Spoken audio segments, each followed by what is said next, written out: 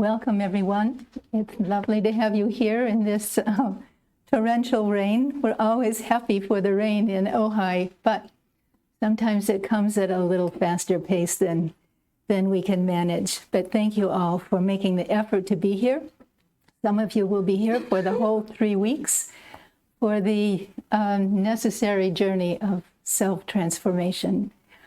We're delighted to have Ravi for these 11 sessions over 3 weeks. It is an amazingly generous offer from him, and he's been coming to Crotona for decades to begin with, but for these 3 weeks for very many years. And it's a great time for us to be with him in person, and also with some of you who have followed his teachings and his work for many years. I first met Ravi when he was teaching for the Theosophical Society's international headquarters in the south of India, in Chennai. He did 1 week on the Bhagavad Gita, 1 week on the Gospel of John, and a 3rd week on the life and work of Gurdjieff, with which he is very familiar. It was a wonderful example of the way he can weave together the traditions of East and West in a way that is not only practical, but profound. Profound in the sense of being able to get at the essential principles of the work that he has been educated to do. He is Professor Emeritus of the University, Dalhousie University in Nova Scotia, Halifax, Nova Scotia, in the Department of Religious Studies, Physics, and Philosophy. And all of these essential elements he has brought into his work, is so-called retirement. He's a beautiful exemplar of one who is able to move into different cultures, different religions, different philosophies, and still bring it all together. He has published widely in all of these disciplines. He travels internationally now. He came in a little early here to teach, to lead classes for Yoga Anytime, which is a group right on the coast that provides online yoga programs and so forth. So he has taught 3 sessions there, at least, I think, on meditation. They're focusing on that now. It's very complementary to the work that we're doing here. While he's here, he will also be teaching for the Krishnamurti Foundation, and he will let us know about that and any other programs that he'll be giving for other groups. After here, he heads up to the Northwest. So it's a very, very busy time for Ravi. And when he comes to the States from Canada, he makes the best use of all of the time that he can be here. Our sessions, of course, will go from each weekday morning for 11 sessions from 10 to noon. We'll have a little break midway. We will not be seeing the gallery throughout the talks, but just during the discussions at the end, question and answers, and also during the break when we'll be able to see our friends. And that's also a very important part of a hybrid program, of realizing that there are so many also who are tuning in from all over the world. So welcome. We're very happy to have you with us. Ravi. Maria just said, I will try to speak for approximately an hour, but even during that time, if you wish to, for example, sometimes my accent makes people not understand me, or if some word is not clear, or if I occasionally end up using a Sanskrit word or something. So please feel free to just ask me even during that time. Otherwise, in general, the suggestion is that after our tea break, I won't be actually speaking at that time, but would be very happily inviting any questions, etc. And in general, it is my general suggestion that it is less a matter of any kind of argument with each other, more please do bring your own insights and different perspective on things, because nobody has a monopoly of truth. Certainly I don't, in any case.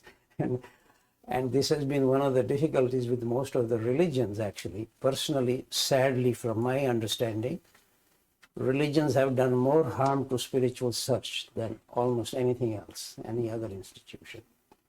More organized they are, less search they allow. In fact, I remember one of the jokes Krishnamurti used to use, actually. A younger devil once saw somebody find a piece of truth, and he says to the bigger devil, "Why don't you intervene, somehow stop this?" The big devil says, "I'll help him organize it."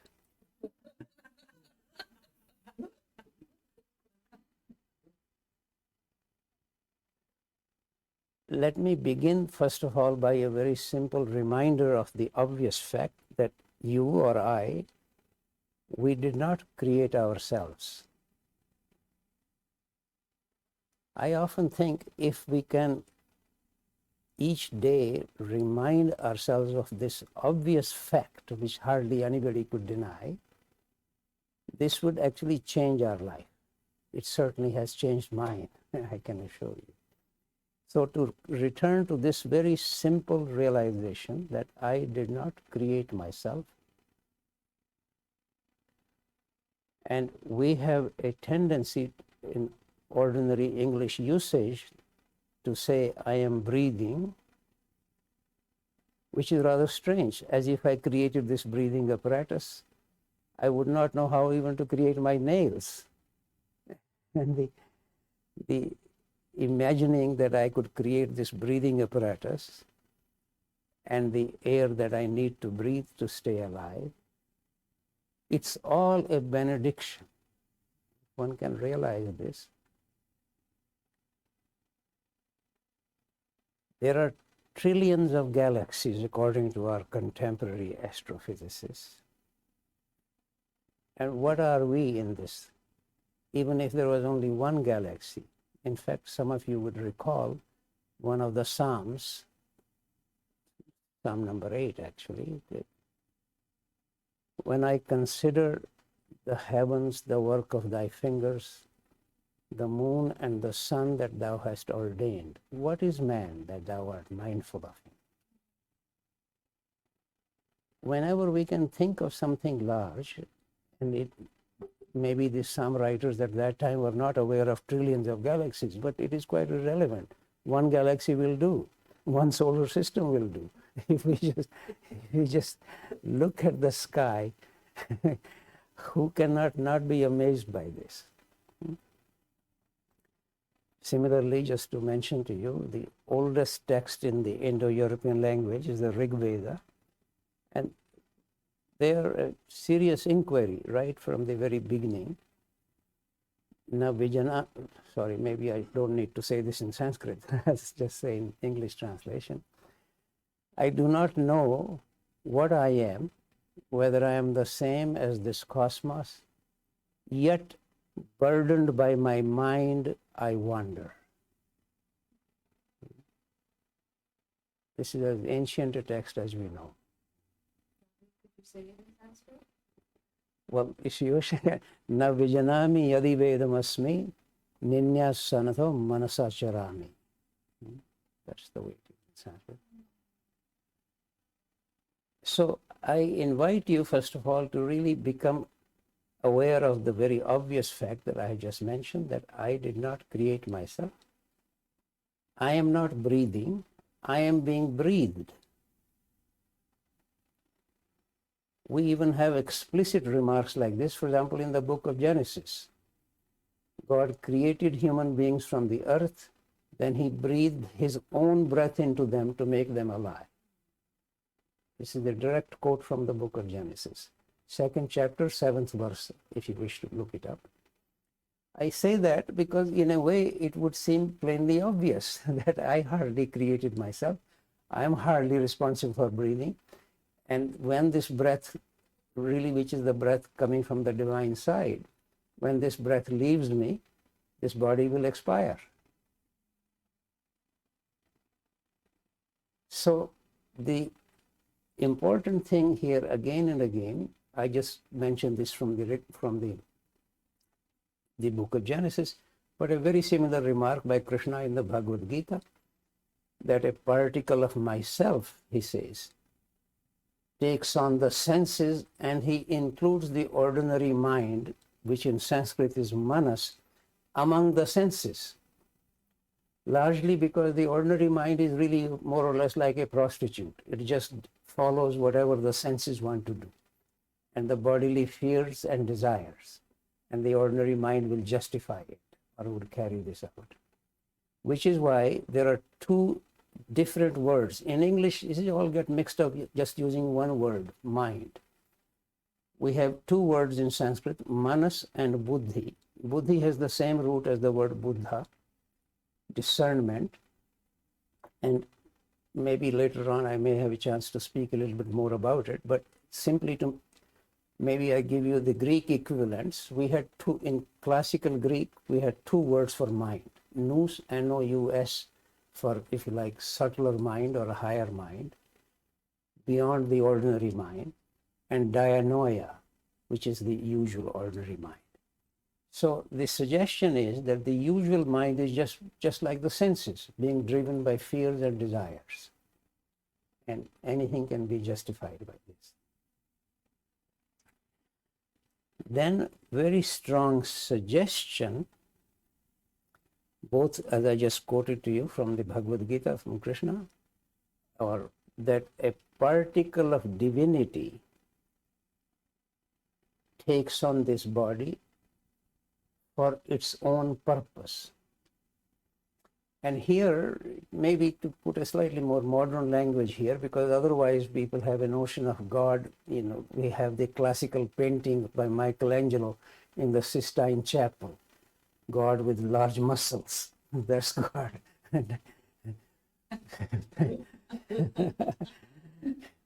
Usually it is said that God made man in his image. It's the other way around.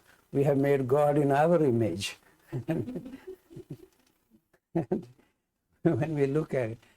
But really, everybody everywhere would otherwise say, for example, it's such a common expression that God is omnipresent. I'm sure there is nobody here who hasn't heard this expression. What does that mean? So God is right here in front of us. Everything we do is under the gaze of this divine energy. And God is also therefore inside us, which is really what all the great sages have called us to search for. Not God out there in the Sistine Chapel or in heaven, but God inside us. I will return to this in a few moments more in detail. But very strong suggestion that it is, actually it may be useful for me to therefore mention this, say the same thing, that the whole universe is pervaded by these divine energies. Every sage says this, or God is omnipresent. But to put this in slightly more contemporary language, this is the remark of my own teacher, Jean de Salzman.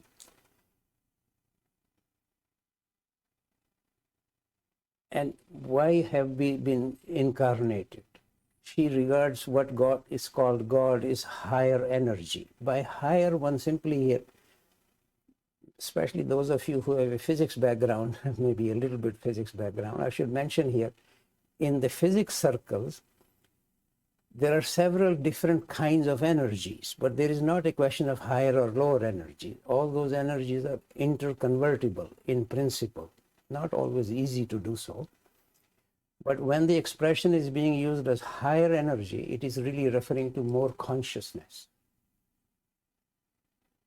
So that what people call God is higher energy, is the remark of Jean de Salzman.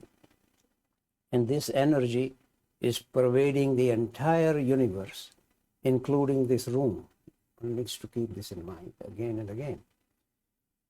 And therefore, then this suggestion that it is the particle of this higher energy or particle of divinity that has taken on the body. It's not the other way around.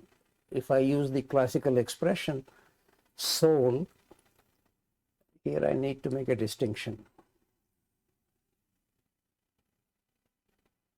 Since Descartes in the 16th century, soul and spirit have been used interchangeably, these two words,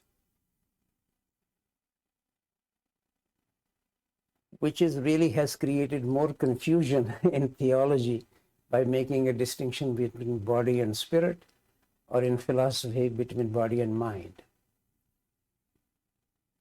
In the New Testament, there are two distinct words. Spirit is in, because every book in the New Testament was first written in Greek, just to remind you.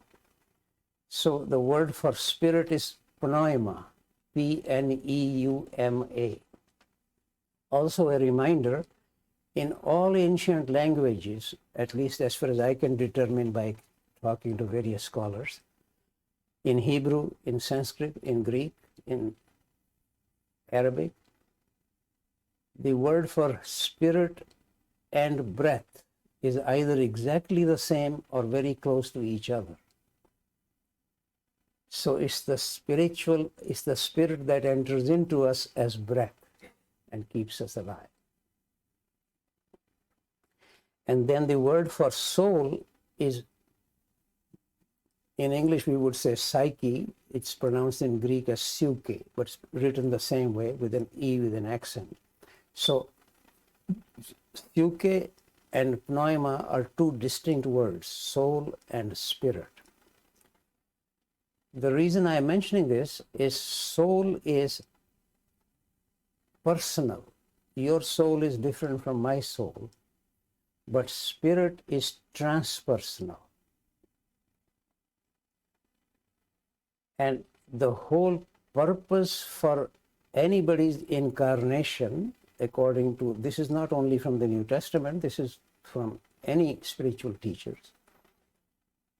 I will occasionally give references for this, but just let me make a more general remark here, that the purpose of our incarnation is that this particle of divinity, which has taken on my body. It's not that my body has taken on the soul, it's the soul that has taken on the body.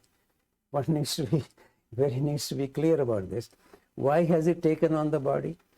Because every level in the universe wishes to evolve, to, as it were, to return back to source, to return to God. Therefore, it needs to undertake some action.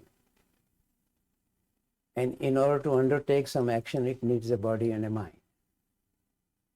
So, therefore, the reason for the existence of this thing called Ravi, which is essentially just referring only to body and mind of Ravi, that's what we all more or less refer to when we call our name.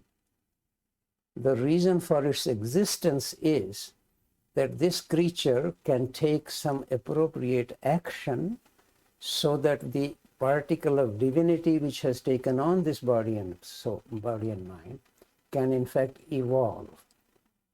So 2 or 3 related perspectives here, which I have more or less implied, but let me take a moment here. According to all the spiritual teachings, the universe is the manifested universe by involution, not by evolution, by which I mean that it begins from the highest level of consciousness and gradually is manifesting itself among human beings and animals, rocks. But the whole manifested universe is by involution. This is completely contrary to the modern scientific perspective since the 16th, 17th century, according to which the whole universe is by evolution, that somehow some material particles without any consciousness came together, somehow life began, somehow consciousness began, etc. This is the standard idea from the modern scientific point of view. And therefore, consciousness cannot exist without matter. or if you like, without brain. This itself is now being questioned very much. As you know, these are just side remarks, not my main theme here, but let me just mention this quickly. In the so-called near-death experiences, about which I imagine most of you know, that some people, particularly if they suddenly die or accidentally die, some of them have been declared dead, but perhaps sometimes after a few minutes or a few hours, or sometimes even a day or so later, they come back alive.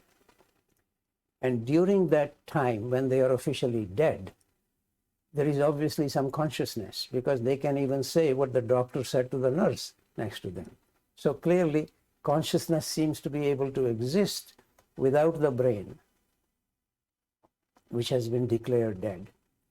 So in fact, partly because of that, some scientists, especially there is an organization called Scientific Medical Network, which started in England, and they have actually started a whole new program called the Galileo Commission, partly to honor Galileo, who is regarded as the father of modern physics. And the whole purpose of that program is to more or less enlarge the scope of science, not to imagine that everything begins from matter, but that to give consciousness more importance. That's the program of it. I'm one of the members of that, to try to see how any revolution can take place in science. Because at present, the attitude is that every kind of science is ultimately a branch of physics. Biology through biophysics, chemistry through physical chemistry, geology through geophysics, and even psychologists would be very happy if they can explain everything in terms of movement of the neurons in the brain.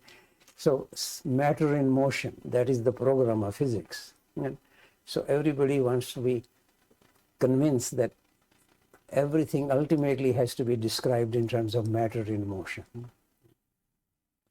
My impression is, if this commission actually succeeds, it may take 100 years. Then even physics might become a branch of psychology rather than the other way around. But it's not going to happen in any hurry, I can assure you, because our entire physics background of this, largely because of its very strong attachment to technology, which actually started only at the end of the 19th century, people often don't realize. Until that time, technology was kept quite separate from science. But at the end of the 19th century, starting in Germany, technology got very much intertwined with science. And therefore, everywhere, more Nobel Prize winners in a country, more hydrogen bombs in that country. That is the background. And then, of course, these days, more and more development in artificial intelligence coming from that. So there is no reason one can, in any sense, be forgetful of the development of technology and its enormous importance. The whole world is more or less being driven by this now. I won't be here without a lot of technology having brought me here by aeroplanes, etc. But really returning to the main point that I wanted to make, according to the spiritual teachings, the whole universe began starting from the highest level of consciousness, which is what we call God or Allah or Brahma, whatever label we want to attach to that, or just higher energy. And then the call is that every level wishes to evolve back to the source. And for that, it therefore needs to undertake the appropriate actions. Let me here quote to you a remark actually of, this is just as Patanjali is said to be the author of the Yoga Sutras, there is another important school of philosophy in India called Sankhya. And the classical text of that school is Sankhya Karika. And the author of that is Ishwar Krishna. And this is his remark. Spirit without the body is lame, Body without the spirit is blind. So for this spirit to evolve, it obviously needs the body. This is another reason that maybe I will have chance to come back to this later again. There is a tendency in some spiritual circles, or just to get rid of the body and the mind, it doesn't really matter. It is completely silly. Without the body and the mind, it is meant to be the instrument for the evolution of the spirit. Why be against the instrument? The instrument needs to be sharpened, it needs to be taken care of, which is why Patanjali in the Yoga Sutra is very strongly asserting the importance of a good body, healthy body, compassionate mind. All of those things are required in order to undertake any search. So to just get rid of the body is a completely silly idea. So in any case, therefore the suggestion that this particle of divinity wishing to evolve needs to undertake certain kind of actions. Therefore it needs the body and the mind. That's the main purpose for it coming into whatever I call Ravi. And therefore this call really is that I need to undertake the appropriate kind of actions. But then another very important idea, which is difficult for philosophers and theologians to accept, but according to all the spiritual teachers, there are many levels of reality subtler than the mind. And that the mind cannot grasp this, cannot describe this. Which is why, for example, Krishnamurti would often speak about going beyond thought. He uses the word thought rather than mind here, but quite rightly, because mind has double, triple meaning to attach to it. We can have a monkey mind or have a Buddha mind. So the word mind has just a lot of confusion attached to that. So Krishnamurti very much emphasized going beyond thought. In fact, his remark about philosophy is love of wisdom, not love of thought. So very strong suggestion that there are many levels of reality subtler than the mind. And that level, in fact, that is almost the meaning of something being spiritual. If something is spiritual, it's already subtler than the mind. That doesn't mean one needs to be against the mind. This will be really quite silly. I often remind people, Patanjali is very clear in the Yoga Sutra about this, that telescope is not the knower. A scientist is the knower who is looking through a telescope, but then we can have a good telescope or a bad telescope. Similarly, mind is not the real knower. There is something subtler than the mind. But then one can have a good mind or a bad mind, because the knowing still takes place through the telescope. So in this case, through the mind. So very strong suggestion, particularly in the Yoga Sutras, that the mind needs to be like a perfectly clear diamond, so that it does not introduce its own color or anything, and it just shows the object the way it is. Here, if you don't mind making another slight, more or less like a footnote here, really. The call in spiritual teachings is to come to a state of knowing which is completely objective, so that my mind is not interfering with this. In fact, I'll have a chance later on to speak more about it when we speak about the whole idea of developing samadhi, which is one of the means, aim of Yoga Sutra. To be completely free of oneself. And therefore it's a very interesting call to be on the way, but out of the way. Easier to use these expressions, but it's not so easy in practice. In Immanuel Kant, famous philosopher at the end of the 18th century, wrote a book called The Critique of Pure Reason, in which his whole argument is that scientific knowledge can never be completely objective, for the obvious reasons that the object introduces something, but the mind is also introducing something. The glory of the scientific knowledge is that it can be intersubjective. People can, if somebody proposes something in any place, other places with appropriate instruments, with appropriate technology, one can then verify if this is true or not true. Whereas spiritual enterprise always remains an individual enterprise. Scientific enterprise is a public enterprise.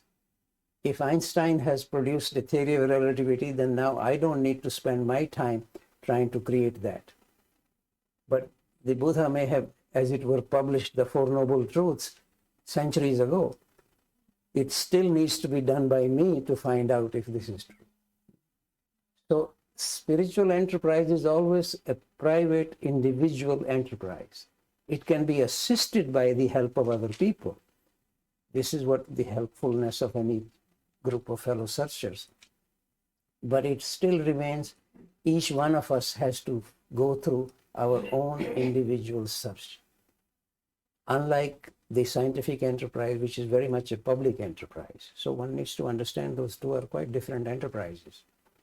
So, but coming back to this saying that the whole spiritual realm is really referring to a level of reality subtler than the mind.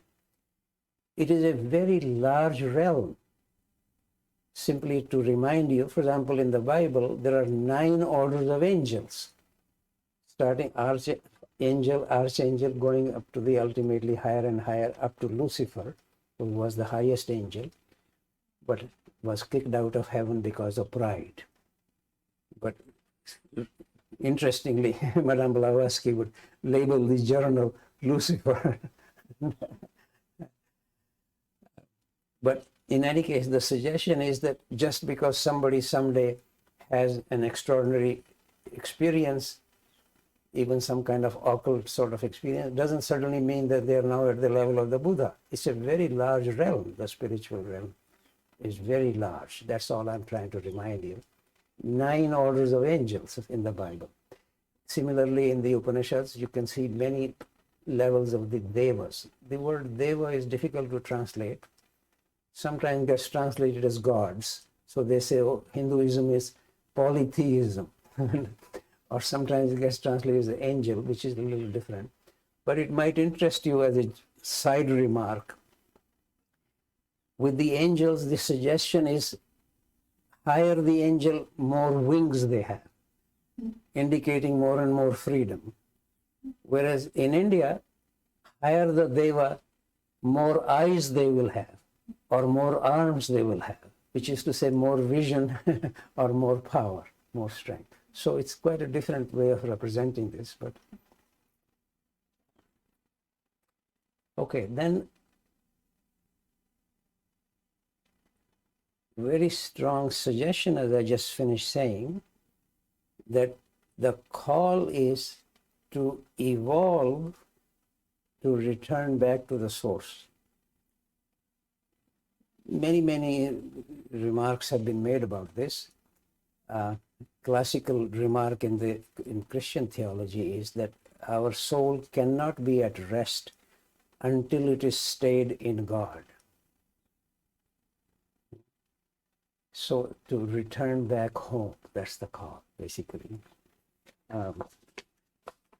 That particular remark I had actually, the author here is,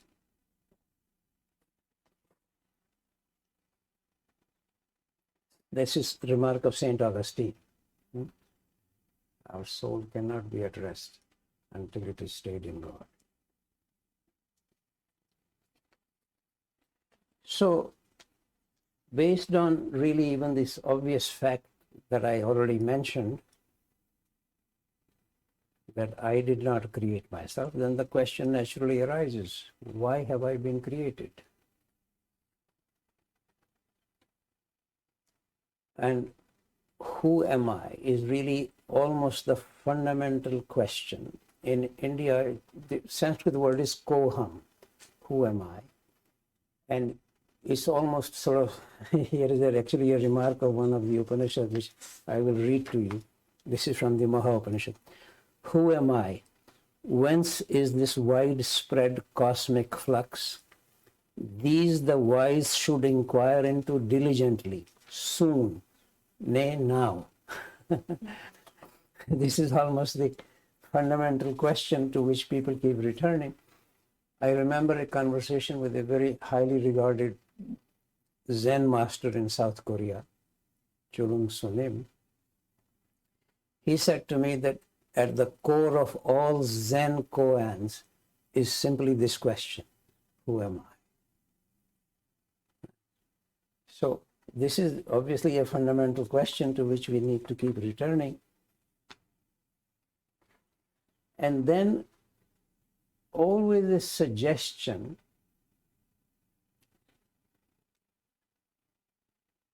that I need to remember that I'm not here for more than a few decades, or whatever I call Ravi is not here for more than a few decades.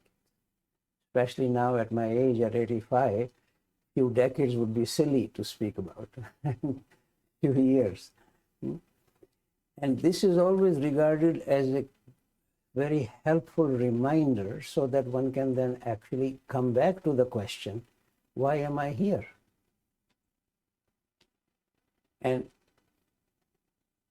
always suggestion, and particularly used to be a very common practice in the monasteries, especially Christian and Buddhist monasteries. When a monk met another monk, they would say, brother, remember death.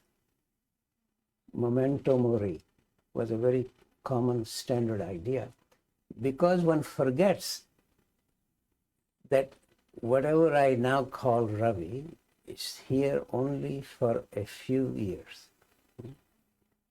And therefore, the question naturally arises, is this the end? Why was he created? In the Mahabharata, some of you probably know this, at one time, there is I don't want to go into the details of this, but a celestial spirit, a yaksha, asks this question, what is the greatest mystery in the world?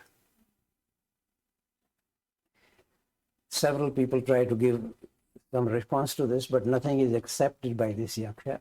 But only one response is accepted, which is, the greatest mystery in the world is that every human being sees people around him dying, but nobody believes that he too will die.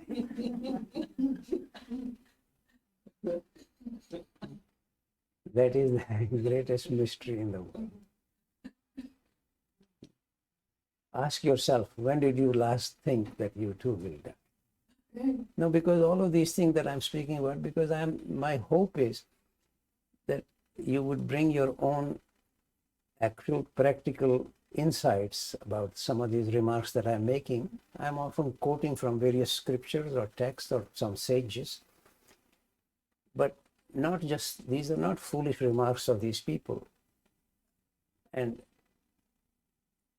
it's a call whenever we mean, but I will come to why inner transformation is called for. If I am supposed to, in principle, evolve to come back to the source, obviously it's not going to be this body or this mind as it now is, who is just going to come back to God. It needs to undergo a radical transformation. That is the journey of the transformation that I'll be speaking about, but all these things that I'm now speaking about is the background of this, that the call for us really is to, here I should maybe quickly mention one or two other things here before I forget.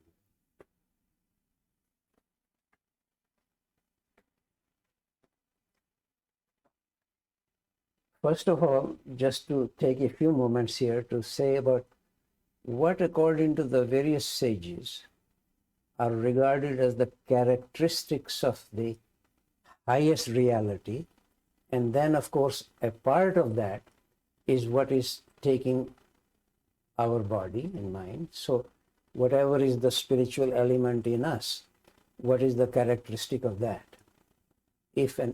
First of all, maybe I need to slightly step back. Very strong suggestion that each one of us needs to realize that there are two in us, two in each one of us. One is coming from the spiritual side, the other one from the material side. To give you maybe classical expressions, St. Paul calls them spiritual nature and carnal nature. Krishna in the Bhagavad Gita has rather a strong remark, calls them divine nature and demonic nature. My own teacher, Jean de Salzman, used to call them angelic nature and animal nature. Often, because in the Latin scripts it's easier to have capital S self and a small s self. So one can speak about self with a capital S and self with a small s. We don't have that kind of freedom in Devanagari script, in which Sanskrit is written. So there it has to be understood in the context of the material. So the suggestion is that there are two in each one of us. One, as I just said, coming from the material side, carnal side, fleshly side, animal side. The other one coming from the divine side or the spiritual side. And that they both actually exist in us, and always, of course, naturally, the call is to assist this to assist this spiritual side to evolve more and more. But unless I even connect with it, I would have no idea what it is that I need to be. This is the fundamental reason for searching for what I actually am. I prefer the expression, what am I, rather than who am I, but that is just my personal shtick. You may choose whatever expression appeals to you. But the characteristics of this spiritual side, particularly when speaking about the highest reality, are said to be, different traditions tend to emphasize slightly differently. For example, in India, very common expression is Sat Chit Anand, which means truth, consciousness, and delight or joy. In fact, Sri Aurobindo, who is one of our more or less contemporary sages in the 20th century, he makes this rather interesting remark that the delight created the universe for delight. This is Aurobindo's remark. In the generally, fairly universally, God is regarded as omnipresent, omnipotent, omniscient. People often forget that three words which are very frequently used, in fact, I often heard even Krishnamurti use them, truth, love, and beauty often get used with the highest reality. In fact, there is an expression or an incident in which a favorite disciple of the Buddha, Ananda was his name, was very struck by something very beautiful. And he says to the Buddha, Tathagat. Tathagat was a way of addressing him. Tathagat, it seems to me that beauty is next to spirituality. The Buddha said, no, Ananda, beauty is spirituality. So these words are very frequently get used. And another word that I should remind you here, especially those of you coming from the Christian background, in the first letter of John, twice it's mentioned, both in the fourth chapter, by the way, twice it's mentioned that God is love. It is important to make a distinction here. To say God is loving would be easier expression, because that will indicate one of the characteristics of God. But to say God is love is to say the very structure of God, like truth, love, beauty, that kind.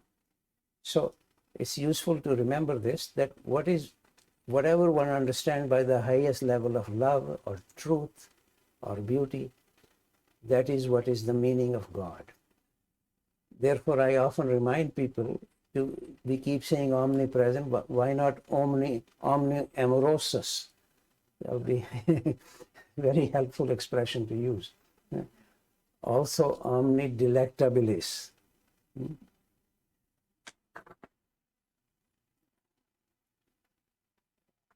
Several other words are used. For example, in the Rig Veda, Brahat meaning vastness, Jyoti, which will be illumination.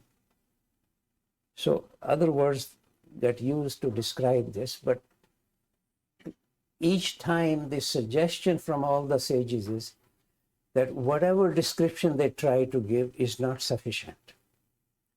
In fact, very common expression in the Upanishad, neti, neti, not this, not this. So no expression is sufficient, but one tries, partly because the people are often eager to find out what it is. So this, for example, the Buddha ultimately refused to describe nirvana. And Christ doesn't describe what is the kingdom of heaven. In fact, his expression is like a mustard seed, he says. This is one of the, in the New Testament. If that clarifies something for you, please help me. So, in general, all the sages insist that it can't be described. But still, they sort of hint at it in one way or the other. So I think this question about why I am here or who am I, these things, I think, arise from two different sources in each one of us. Usually, for most people, I see this in myself, and I invite you all to don't take any of these just theoretical remarks, but see how they apply to you. They arise because one says, oh, God, one of these days I won't be here, I will die. Then what? So it arises from that. But sometimes, Patanjali in the Yoga Sutras actually makes a very strong suggestion. There are two different reasons for this. One is arising from just getting a little fed up with the world. Okay, I've done well, I have enough money. What's the point now? I'm going to die soon. So coming from sort of uneasiness with the way it now is. Interesting remark of Christ that the whole world is driven by the prince of darkness. Fear, desire, approval, disapproval. That's what is driving the whole world. If you think it's different, look around. Look at your own day yesterday or last week, last month, last year. Impartially, what is driving it?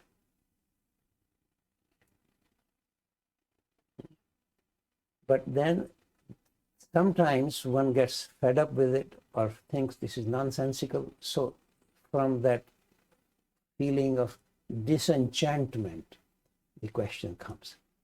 But the other source of that is a real sense of wonder, not sense of fear, but sense of wonder. Why does this universe exist? Why have I been created? And Patanjali makes a particular suggestion that actually usually arises for people who have sometimes experienced something very subtle. Something that, as it were, blows their mind. This may be something extremely beautiful, or somebody acted towards them with great love, or something quite extraordinary touched them, and that creates a different feeling of how one raises this question, arising from wonder rather than out of fear. But the overall call, as I said, is to return to the source. And let me therefore remind you here, even giving you specific references. In the Upanishads, very strong suggestion that ultimately one should be able to say, as the great sage Yajnavalkya said, Or in contemporary times, Ramana Maharshi said this, I am Brahma. And the remark from the Buddhist circles is actually a remark of the Buddha, look within, you are the Buddha.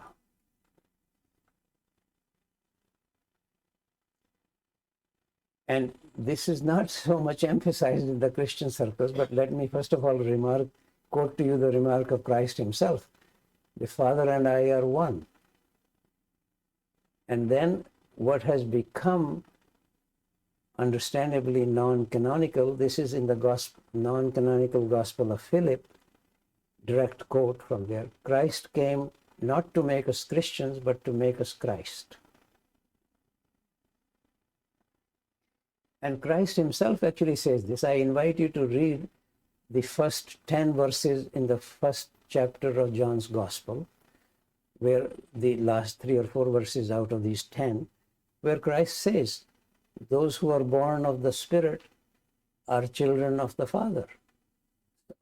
He actually used the word sons. This is the common expression generally. These days one would say sons and daughters or children, but earlier it was just simply saying the sons of the Father, Holy Father. And this is, for example, St. Paul himself, this is his remark, I am crucified to the world, yet I live, but not I. Christ lives in me. And Meister Eckhart, so I'm partly giving these remarks from the Christian circles because you see this there also very much, but not in the churchly circles. Meister Eckhart's remark, every Christian is called to be Mary and give birth to the world. And we had an 18th century Dutch great mystic, Angelus Silesius. This is what he said, Christ may be born 1,000 times in Galilee, all in vain unless he's born in me. So the call from a spiritual point of view is to come, as it were, to become one with the one. That's the call. But clearly, at least in my impression, is that in the whole human history, highly unlikely that more than a few dozen people have possibly come to that level. But that doesn't still mean that that is not the call. And whether one accepts the notion of various incarnations or doesn't, it may take many lifetimes. Even the Buddha took many lifetimes to come to this level. So there is no great hurry for most of us. We are not at the level of the Buddha. But certainly very strong suggestion that that is the goal. But every teacher says, for example, even Christ makes this remark, many are called but few are chosen. And Krishna in the Bhagavad Gita strongly says, out of thousands of people who even hear what I have written or what I have said, only very few will practice, and then out of those hundreds practicing, very few will actually come to the realization. So I don't think this is unusual. This is true everywhere. For example, at present there are at least 100,000 physicists. How many of them are at the level of Newton or Einstein?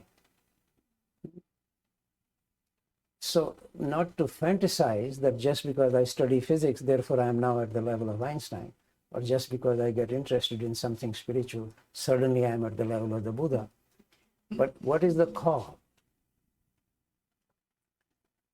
And therefore, what is the requirement of what kind of transformations need to take place? That is the sort of thing I'll be talking about. But in a summary way, I could even say right away, this is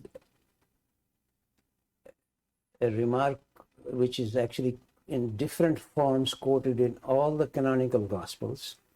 But this is a remark from the Gospel of Matthew, a remark of Christ. Unless you leave yourself behind, you cannot be a follower of mine. So how do I leave myself behind? This is the reason I say that to be on the way, but to be out of the way. That is the call. To be undertaking some practices, being on the journey, but being free of me, me, me. That is the overall call. And that requires an enormous strength and an enormous persistence. And often for most of us, an enormous help from serious teachings and possibly from serious teachers, or at least group of fellow searchers. That's my feeling, very strong. So, okay, we will stop now, but please bring your own insight. Questions are okay as well, but it's not, if you have a serious question, I can guarantee nobody can answer it other than yourself. Any serious question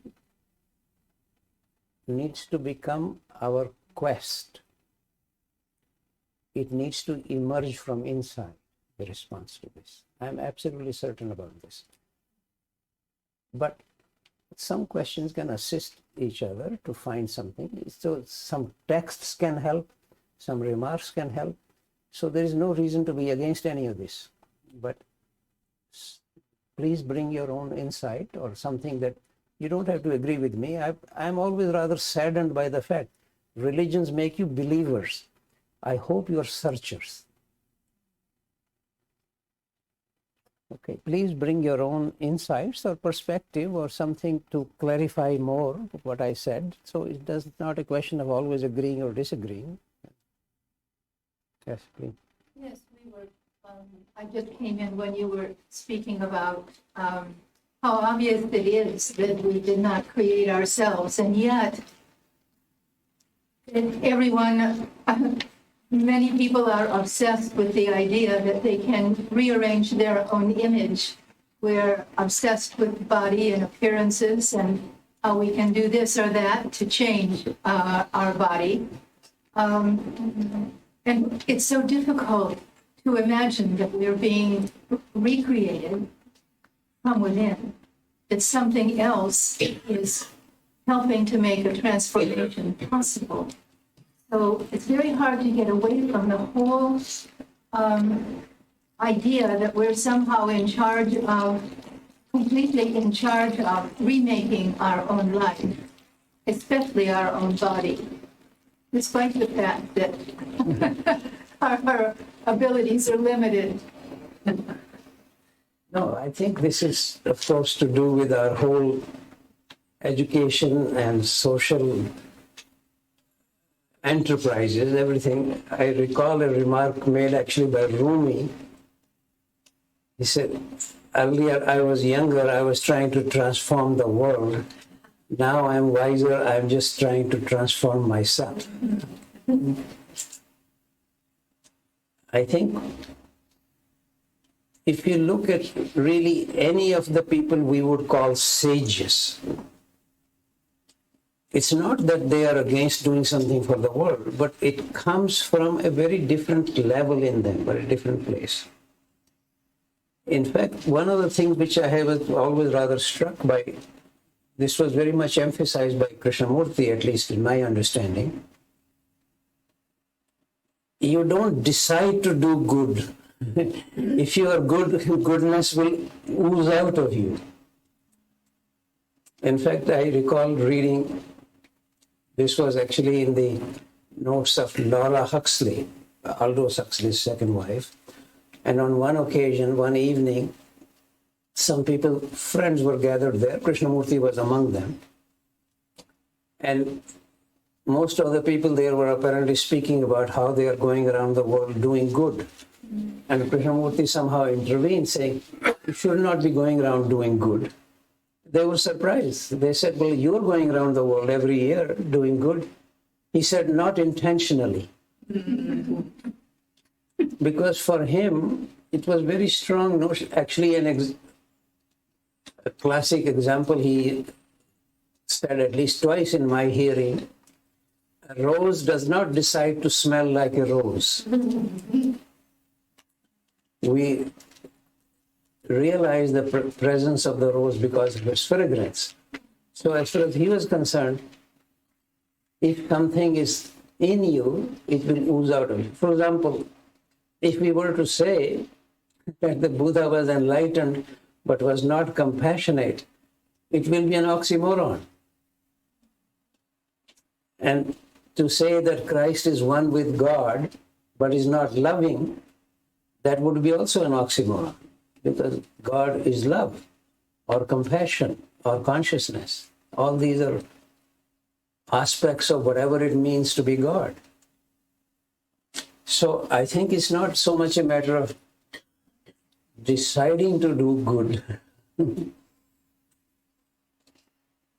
Is something in me that can ooze out of you, really. This was in a context, much to my surprise, actually. Krishnamurti on one occasion turned to me and said, "Sir," he had this habit of saying "sir" very much. "Sir, don't take any public speaking course."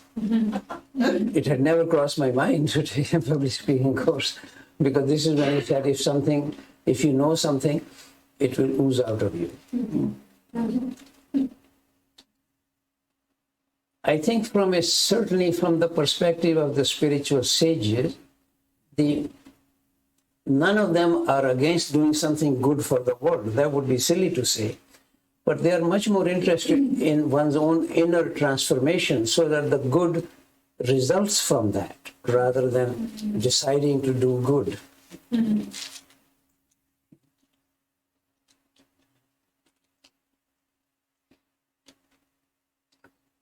Because, maybe this is a stupid example, but look at any of our politicians, they're all trying to do good. That's what they would announce. That's what they would certainly claim, that that's what they're doing. So one needs to be a little careful about how the right action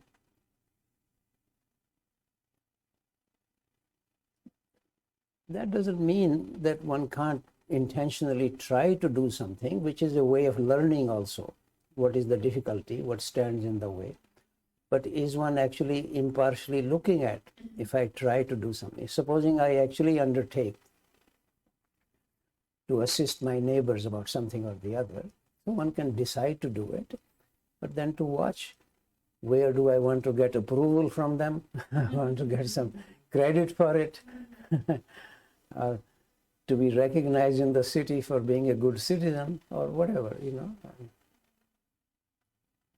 It's much easier for the roles to just, be the roles and exude the good smell than for us.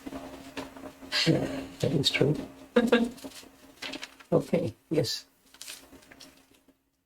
There is a struggle, I find, and it certainly has surfaced this morning, between a deeper understanding and the lower mind. I might give an example where you have said something that definitely sparks something for me. I go to write it down, and I have lost the connection between the deeper understanding and of the mind trying to encompass that understanding. Is that something that you could speak on? No, I think one of the things one would discover, really, if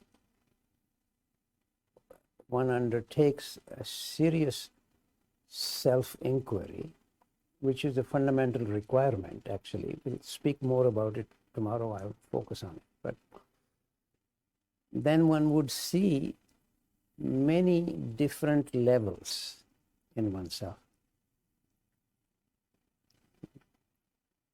There is certainly, if I can look at myself really as impartially as I can, much of the time what I do is self-occupied or self-centered, self-assertion of one kind or the other. But occasionally, I'm actually even surprised that something can be quite selfless. So to begin to actually see the range, and then what are the forces that keep me one way or the other, what draws me, what brings me. So this is a very large, self-inquiry is a very large project,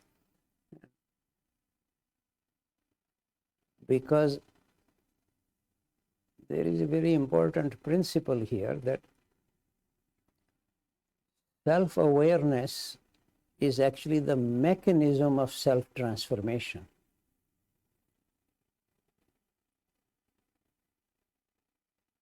We would say this even in the scientific circles, whatever I actually observe changes in its quality. But I'm speaking here more from a psychological point of view rather than from a physics point of view. But personally, maybe somebody else has another suggestion. I actually don't know any other mechanism of self-transformation except more and more steady, impartial self-observation or self-awareness. We get different words get used: self-observation, self-inquiry, self-knowledge, self-awareness. So don't get occupied with one word or the other, but which is why this is really a fundamental requirement. Might interest you, this is a remark of Krishnamurti, if I remember correctly. There can be no wisdom without self-inquiry.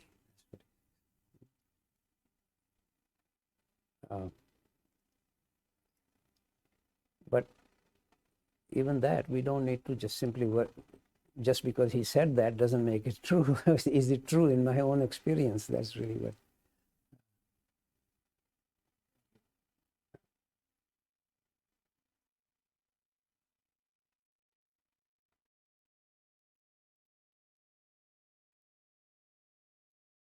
My own impression is that really any of the remarks of the sages or the scriptures, they can assist us, but I always feel if one reads something said by the Buddha or Christ or Krishna, or really anybody, to seriously ask myself, how does it apply to me? How do I correspond to this? For example, this remark I quoted earlier from Christ, unless you leave yourself behind, you cannot be a follower of mine. How do I leave myself behind? How is it so easy? What would I then be if I leave myself behind? Many questions arise. In fact, self-inquiry is often prevented by the fear that I will find myself to be nothing. Wow. Yeah. But then if one can actually persist, even stay with that fact, in fact, to see one's nothingness is really extremely important.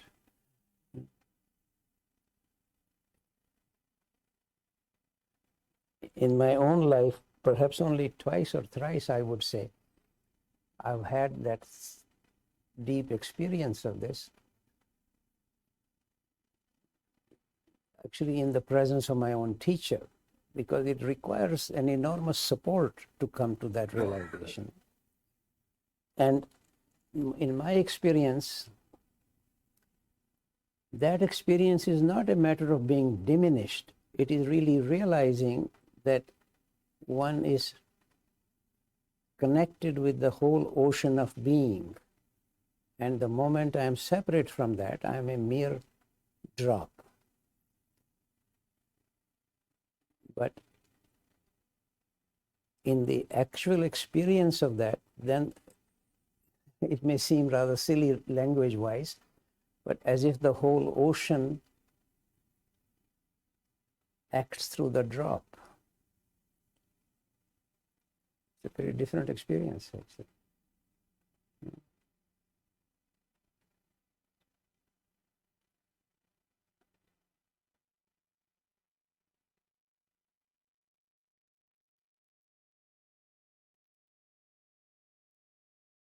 Otherwise, most of the time, I can speak about myself really.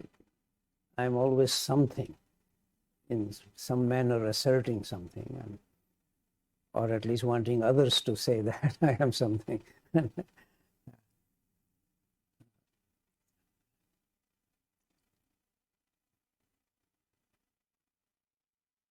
always very interesting to see the reviews of one's books.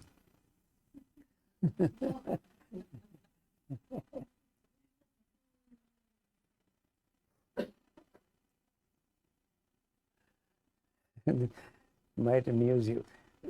The book I had written on John's Gospel, for many people, actually of Christian background, even one of the cardinals in the Vatican even wrote to me, and the Bishop of London. So many people were touched by this. But one of the reviewers says, it's the compendium of all the heresies in Christendom. And then, but the next sentence is rather interesting. All the more dangerous because it is so well written. That is one of the reviews. So I have all kinds of reviews. And I watch myself, how do I respond to these reviews?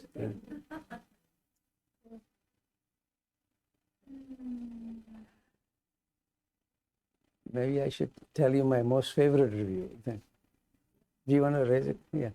Yeah, I was thinking of the science aspect of this and how the neuropsychology aspect of where, meditation and yoga and nature and beauty and these aspects of our life and practice that expand the experiential part rather than the narrative part of our brain. Actually, it's a thing happening in our brain when we focus on these aspects of life. And so that self-referential part diminishes. So that world according to me becomes less pleasant. No, you see, this is important to actually to look at how you yourself find something, how you observe something. But one should also realize it started actually more or less in the 17th century, but it's particularly by the 19th century, as if science is the only avenue to truth. Music can go to hell, painting, poetry, nothing can lead to truth. They may be amusing, they may be entertaining, interesting, but they can't lead to truth. This is absolutely amazing. And then the truth is to be expressed essentially in terms of matter in motion. And so everything has to be described as mass, length, and time. That was the fundamental idea. Then in the 19th century, charge was added to that, coming from electromagnetism. And in the 20th century, spin was added to that. So everything ultimately has to be described in terms of length, mass, time, and spin and charge. So now imagine putting Dante into this, or Michelangelo's paintings into this. So you see, but because of its very strong technological implications, it has obviously conquered the world. Ironically, among the greatest scientists, for example, Einstein or Newton, they were never convinced that science can be the only avenue to truth. But it's mostly the people who are actually not practicing scientists are more convinced of this for some reason. Because the practicing scientist is more aware of the limitations of science in their own experiments or in their own searches. But it's easier for them to see the restrictions or the limitations of scientific work. But outsiders are more struck by the technological achievements of this, which one can hardly downplay.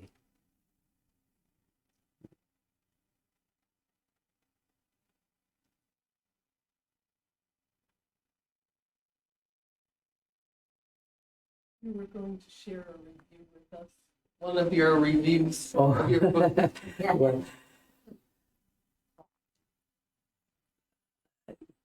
this was in, I believe, in 2008 or something close to that. In London, England, in the Piccadilly Square, there is a church. And the minister there apparently said to the audience, if you were stuck on some island and could take only one DVD with you or one book with you, what will you take? Somebody sent me that response to that 2 or 3 years later. Somebody saw that. And one person whose name is, her picture is also there, called Angela Dance is her name. She looks about 70 years old from the photograph. Obviously, I have never met her. And she, in her response, which is written there, she said, well, I have been coming to this church for many years and I am very touched by the community and of course also the Bible. And then, but when it comes to the book by Ravi Ravindra, I'm not sure which one would I take.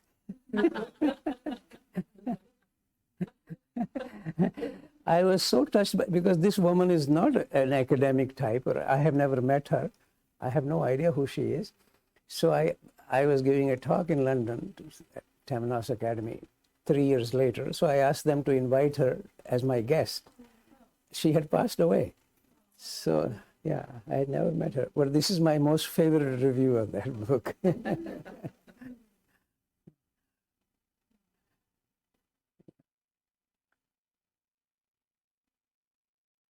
But it's good to have the critical reviews also. There, isn't it?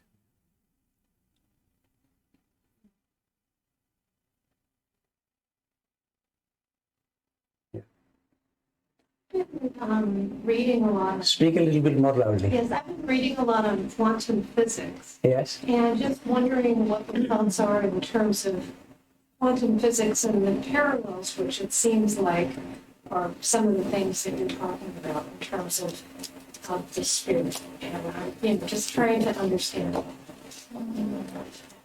Well, when we were young kids, one of the things my father would occasionally ask us, he says, Socrates is mortal, cat is mortal. Does it mean that Socrates is a cat?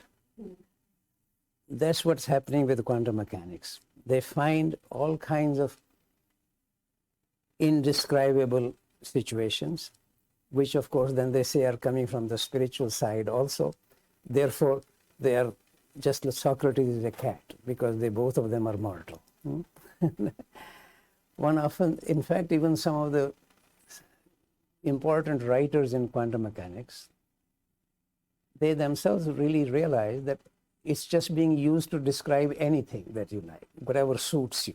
Particularly from a non-scientific point of view, it can explain everything because of the mystery involved. But otherwise, it is true that quantum mechanics has actually brought a very major shift in physics thinking, because many things which seem to us to be following cause and effect kind of thing don't quite follow in the quantum mechanics. So it is definitely bringing a big revolution, but to immediately imagine that therefore it can explain all the difficult or the mysteries that the Buddha was speaking about or Christ was speaking about is completely crazy. That is a very strong tendency to explain this.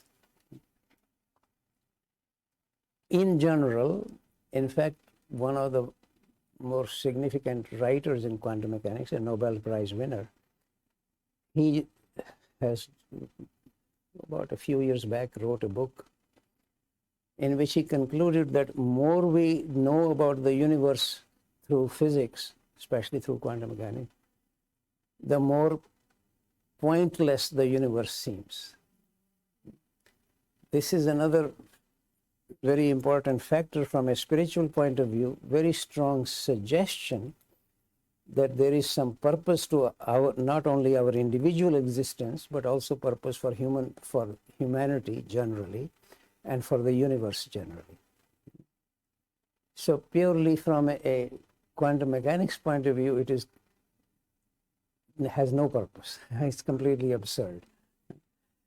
So I think I actually advise people not to get so carried away because there are great mysteries involved. That is true. Nobody can deny that. But that doesn't therefore equate it with the mysteries coming from the spiritual side.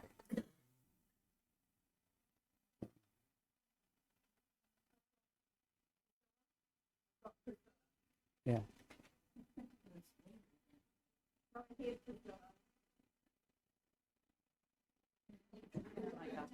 Unmute yourself. Here we go. I'd like to come back to a question that I think Tim was raising, which is very much a question about related to what you're saying, Ravi, about everything you say is obvious. In a way, it's obvious, but then it's also the question of how can it become real to me in my life or affect my life. And that's partly why we come back again and again to hear these truths.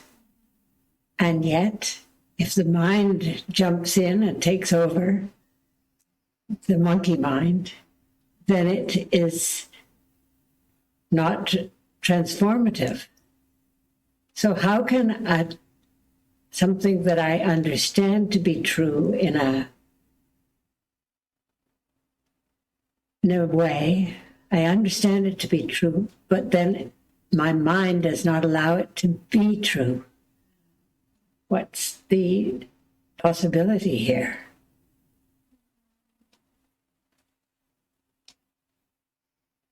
But this is really where the more and more I begin to see something in me coming from the spiritual side. What does this mean?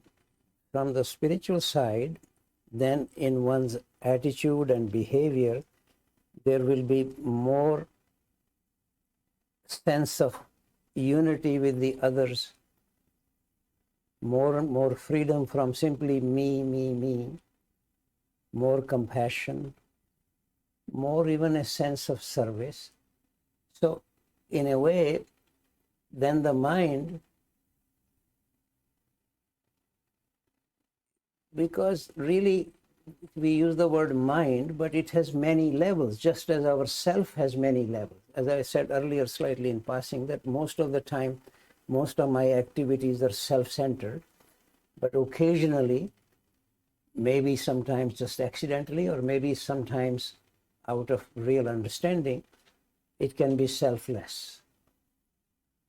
Same is really, so when we say the mind also is very fundamental part of myself, and it has many levels. Sometimes it can have a clarity which may be difficult for me even to explain to somebody else what it is that I'm clear about. This is actually true for all serious experiences. Very difficult to describe it to somebody accurately, which is why the sages always say that what they experience, trying to describe it is like describing colors to a blind man. And that it is difficult to describe because we don't have the appropriate equipment to understand this or to hear this. So it is, I think the mind itself has really many different levels, and occasionally, and in any case, the call is to cleanse it more and more. By cleansing, I mean cleansing it from its own occupation with self-centeredness. And then it will have some of these consequences that I just mentioned. For example, the feeling of the others are just like me. Even if one sees somebody doing something terrible, everybody wants to do good. I mean, this may surprise people. Even Hitler, in his own mind, wants to do good. But everybody wants to do good, but they have their difficulties, their limitations, their background, their conditioning, and so correspondingly some actions follow from that. But we ooze out what we are. Yeah. And so it's really a question of transformation, I guess. That's Well, that will be really, in a way, the meaning of transformation. But to imagine that beginning from where I now am, quickly I can come to the level of the compassion of the Buddha or love of Christ, that is imagining too much. This is many lifetimes' work. maybe the first step is not believing in my own level, understanding. Yeah, to at least a little bit freedom from oneself would be a starting point.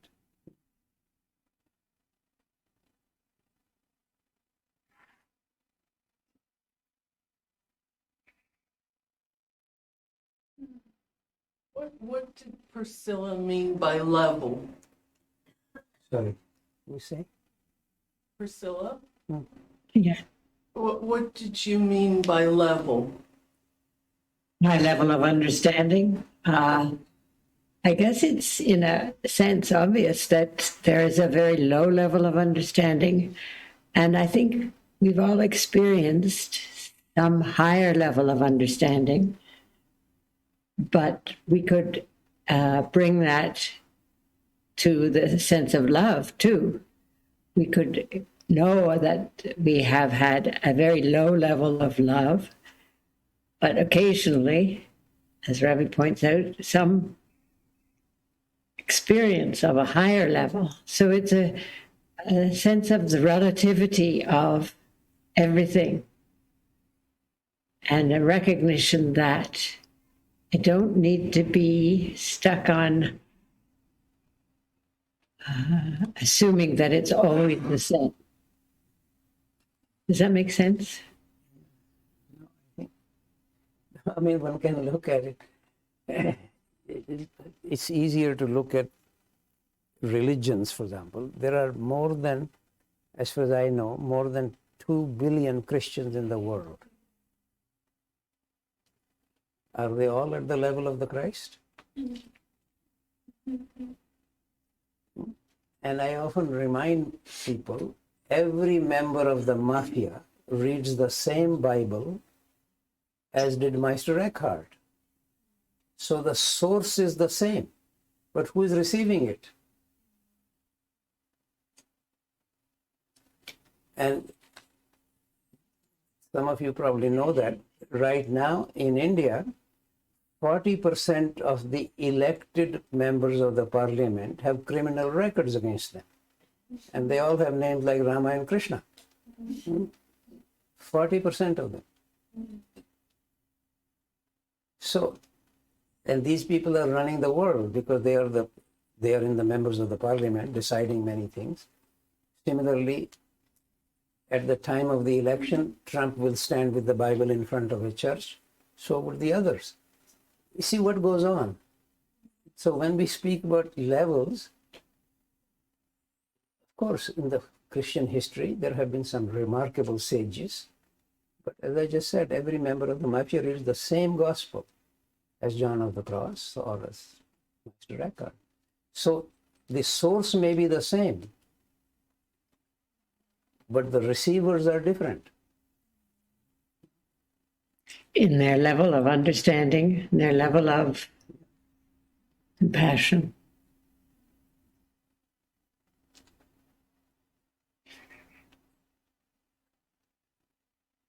It's easy to, I mean, I'm always surprised, kids are hardly out of diapers and they are being baptized and they have to say, Christ is the only Son of God. How the hell do they know this? No, but you look at what goes on in the name of baptism. But this is true in every religion. This is not a remark only about Christianity. I just told you what happens in India with these so-called elected members of the parliament. Or what the Buddhists are doing in Sri Lanka or in Myanmar, or what goes on in the name of every religion is absolutely terrible.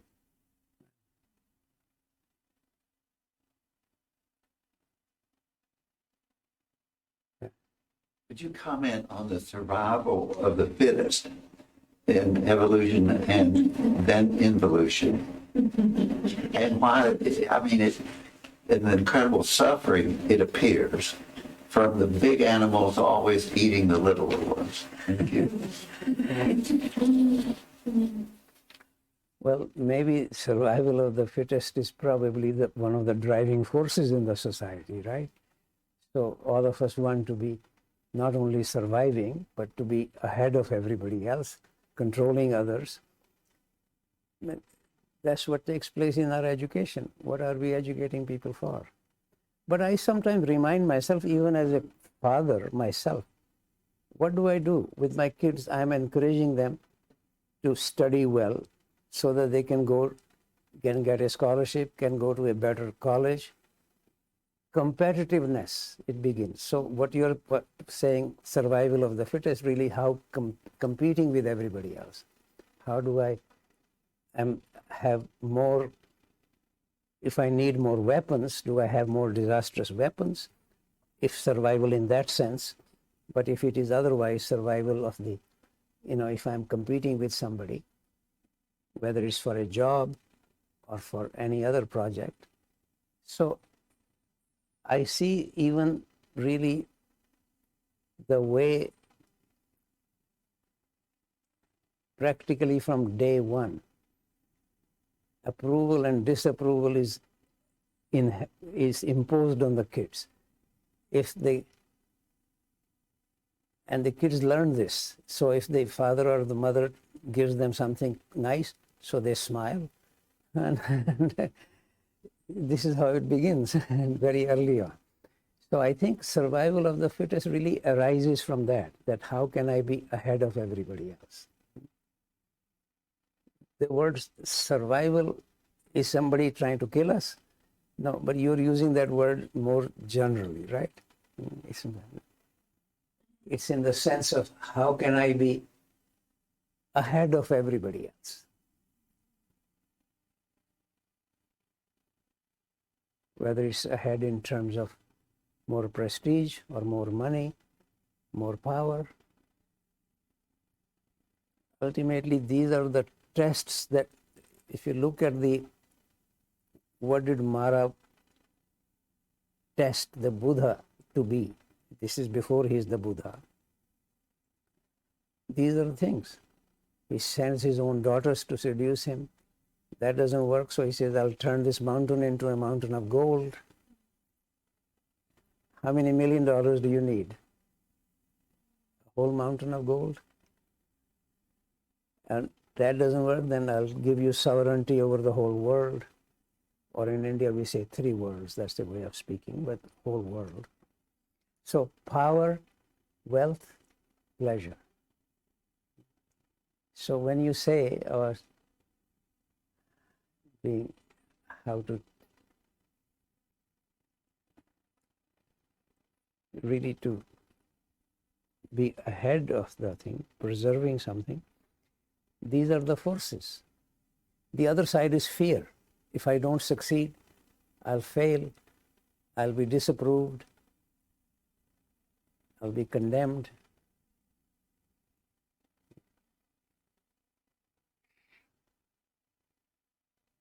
So maybe you should say, what do you feel about this? Incredible suffering, evolution part, but I take it involution is the solution. Involution? Involution. No, but in the spiritual world, what is meant by evolution there? That's Higher consciousness. higher consciousness, but including more compassion, more sense of oneness with the others, more sense of service. So that's really the spiritual side, is what you're talking about, what goes on in the world, right? But isn't it true that now the world is needing a cooperation, or else we're heading in the direction of a destruction of the planet? Unless there is a growing cooperation, the world is losing all its resources and possibility of survival. There may be something else is required now in the terms of evolution towards cooperation. It is also true that sometimes we are willing to even listen to something a little subtler or even cooperation because we see immediate destruction close by. So it could well be that if we begin to actually see more and more clearly that the whole planet is under great risk, that it might then assist us, or even also remember, when we say might assist us, it's really so much of the forces and power and wealth is being managed by the politicians and the business people. That's where the action has to come from.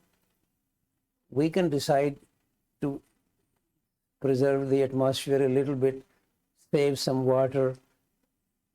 The level at which that works is extremely small compared with a decision by Putin or Biden or Xi can have in the world. So right away one sees that the keepers of the forces and the energies and the wealth, how can they actually be slightly influenced by something more spiritual, has much more direct influence on the planet. And what is ironic, people wishing to save the planet fly in private jets to come and meet there to discuss. On the other hand, how are they going to get there? This is the other question. So this is not to say that at our own level, whatever we can do, which we need to do. I'm not suggesting that that is not relevant, but the actions at the level of which is taken by the president of China or USA or India, or those are much. Okay, so we shall meet tomorrow.